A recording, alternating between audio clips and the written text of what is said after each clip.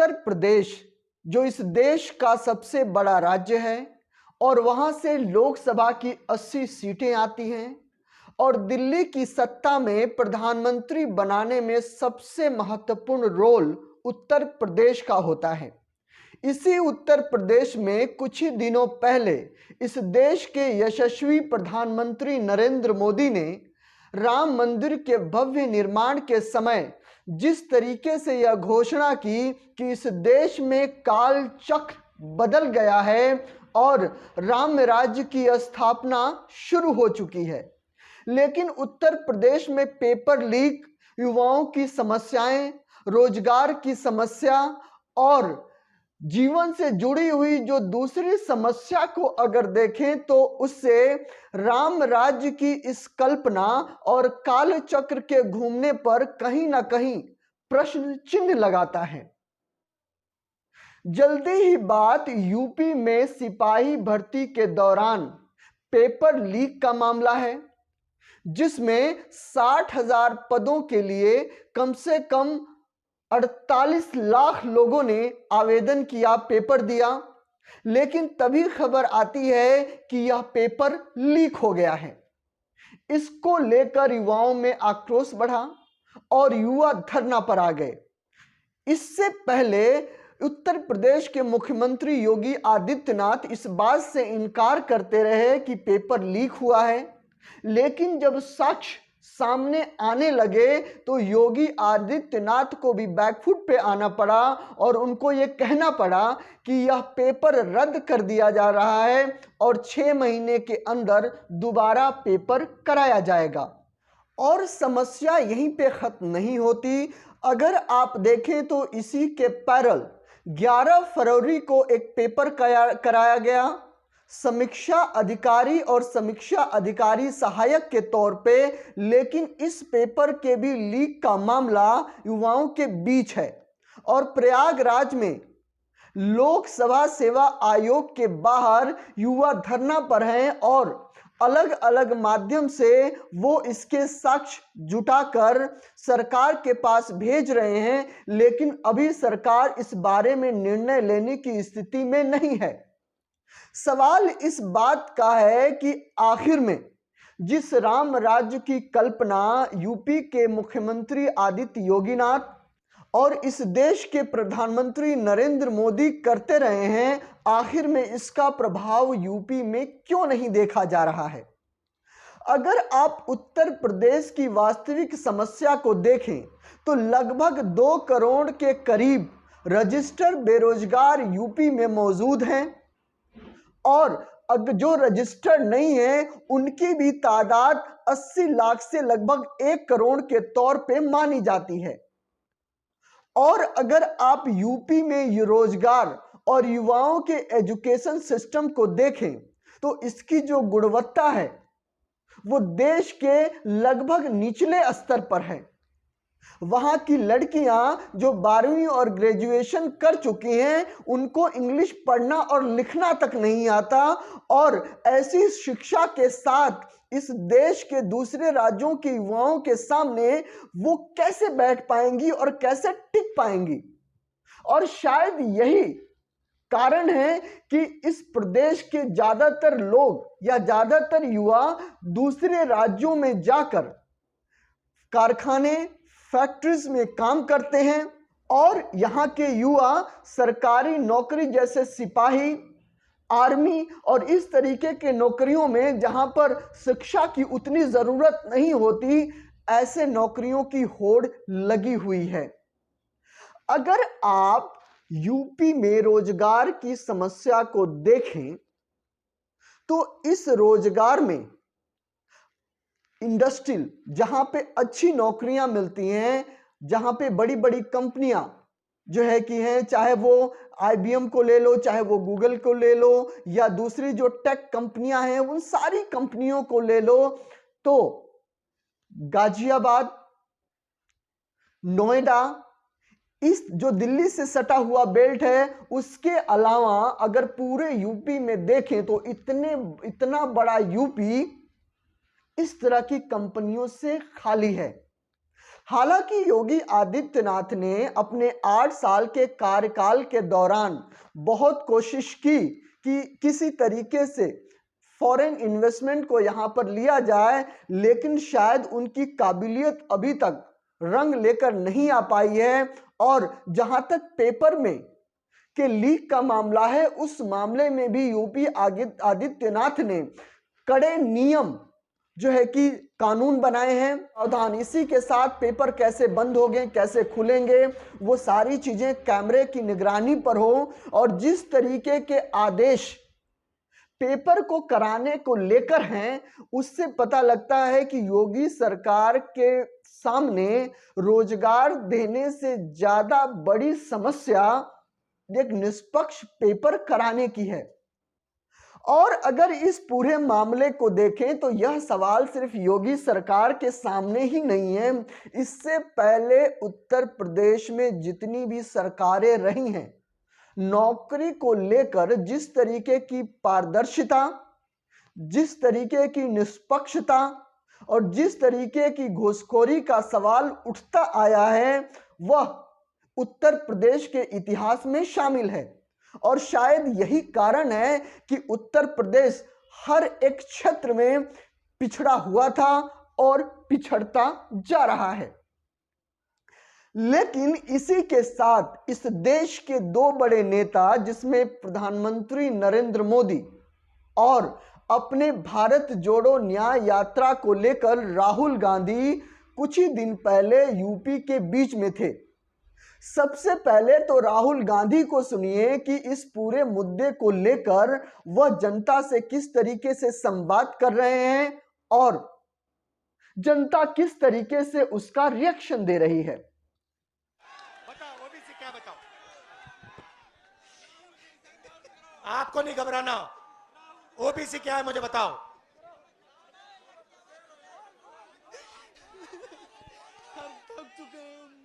बोलो बोलो बोलो, ओबीसी क्या है, ओबीसी क्या है मुझे बताओ। रिलैक्स करो, शांत हो जाओ। ओबीसी का मतलब other backward caste. Other backward caste. भाई ओबीसी की आबादी हिंदुस्तान में कितनी है ये बताओ। सबको मिला के ओबीसी एससी मिला के लगभग 85% है। सबको मिला के इसकी आबादी, इस बब्बर शहर की आबादी 50% है। बात समझ आई? इसकी आबादी 50% है। ये कागज फिर से दिखाओ मुझे। नहीं, दूसरा वाला, नीला वाला, ये पकड़ो। इस पे दूसरा शब्द क्या लिखा है? ये क्या लिखा है? एससी। जोर से। SC schedule caste. Schedule caste की आबादी कितनी? वो भी 15%। 15%। 50 और 15 कितना? 75, 65, 65। 8% आदिवासियों की है। 65 और 8 कितना हुआ? बोलो। 72। तो ये सुनो सुनो, इसकी आबादी 73% है। ये पोस्टर लिए घूम रहा है और ये रो रहा है। ये क्यों रो रहा है? ये क्यों रो रहा है? ये इसलिए रो रहा है क्योंकि ये पिछड़ी जात का है। ये इसलिए रो रहा है क्योंकि इस देश में इसके लिए कोई भविष्य नहीं है। सही बात बोली मैंने? इसका कोई भविष्य नहीं है और हमारा काम 73% का काम इसके लिए भविष्य बनाने का है। इस देश में दलित, पिछड़े, आदिवासी 24 घंटा दबाए जाते हैं, उन पे थूका जाता है, उनको धमकाया जाता है।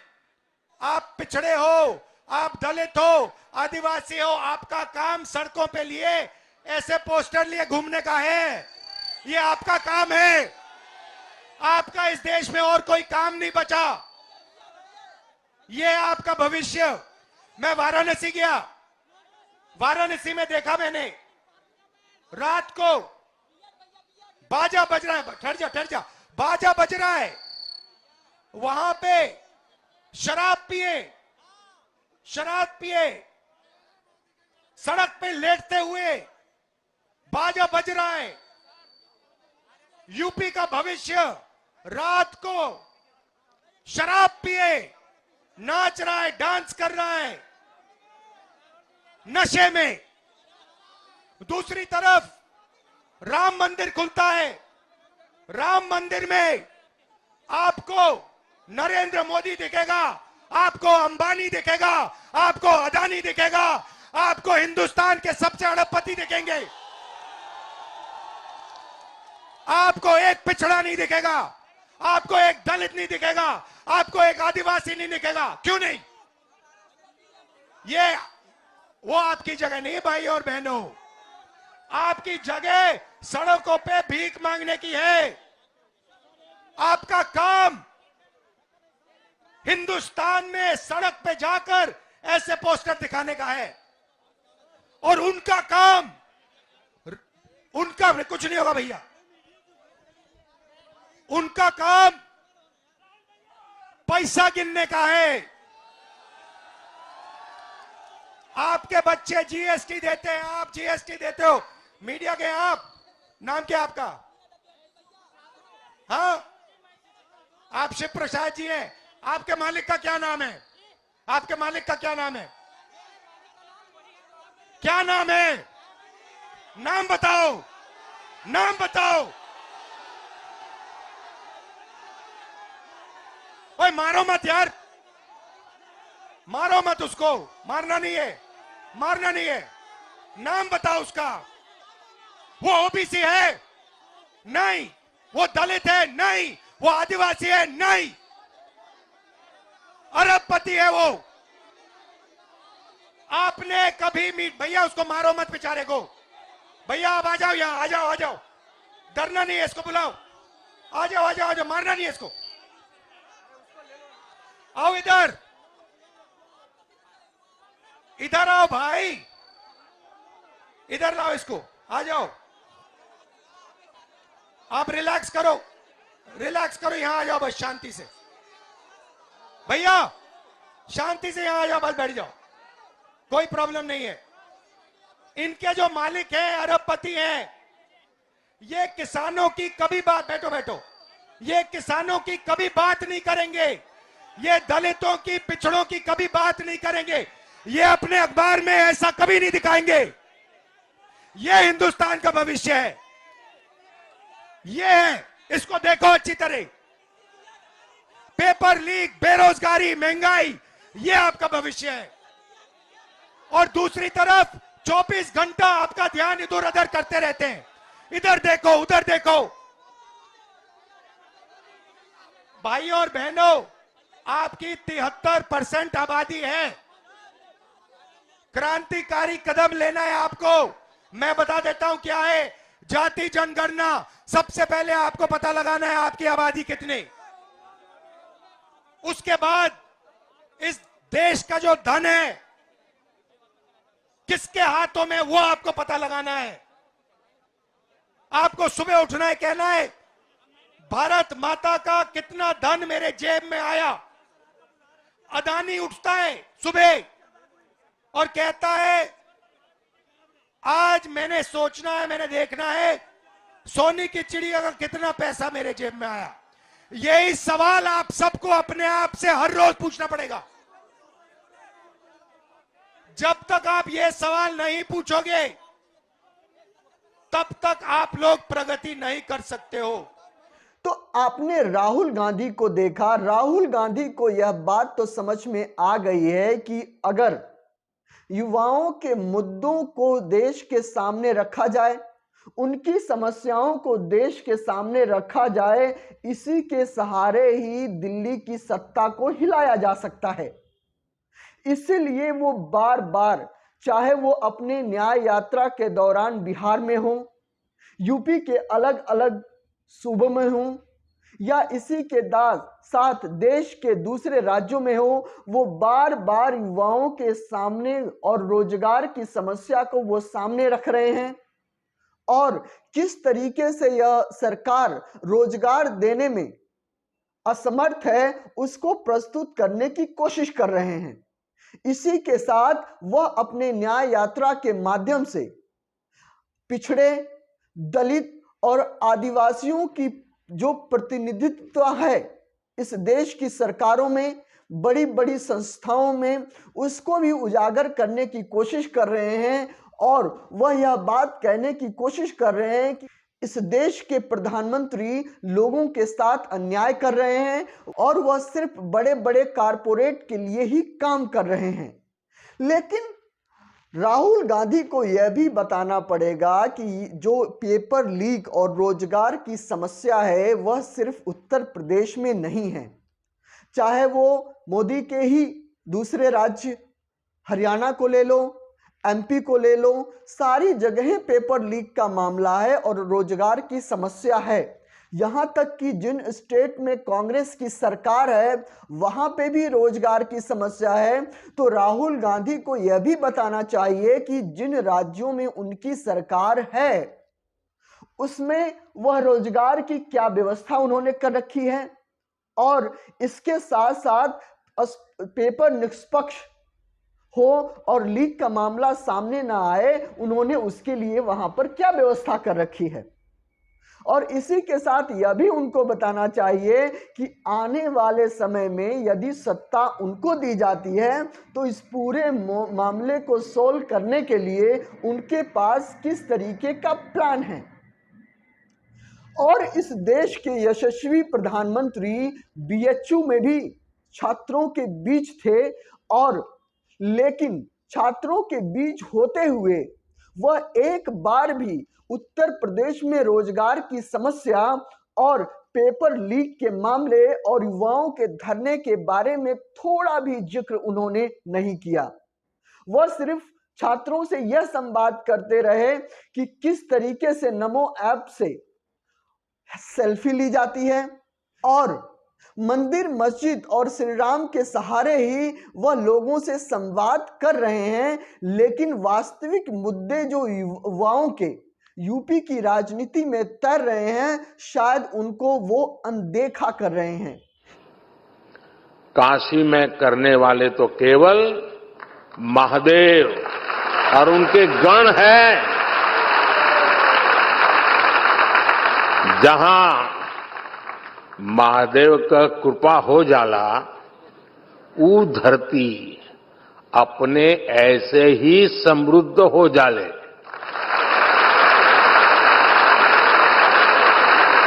इस समय महादेव को अति आनंद में है, खूब प्रसन्न है महादेव।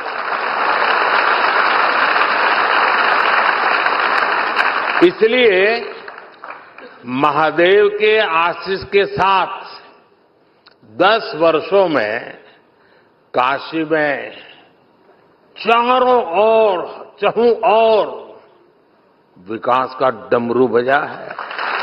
यही नहीं, जल्दी ही बीएचयू में ही यह मामला आया था कि एक लड़की के साथ सामूहिक बलात्कार किया गया था जिसमें भाजपा के ही आईटी सेल के पदाधिकारी के होने की बात सामने आई थी। उसके बारे में भी उन्होंने एक शब्द नहीं कहा। तो अब देखना यह है कि यूपी की जनता, यूपी के जो युवा हैं वो आने वाले लोकसभा चुनाव में राम मंदिर के निर्माण पर वोट डालते हैं या फिर अपने जीवन के वास्तविक रोजगार के मुद्दे पर वोट डालते हैं, ये तो आने वाला समय ही बताएगा। तो आगे हम यूपी को लेकर और भी चर्चा करते रहेंगे। यदि आपको यह प्रोग्राम अच्छा लगा तो आप इस चैनल को सब्सक्राइब करके मुझे प्रोत्साहित कीजिए। नमस्कार, जय हिंद।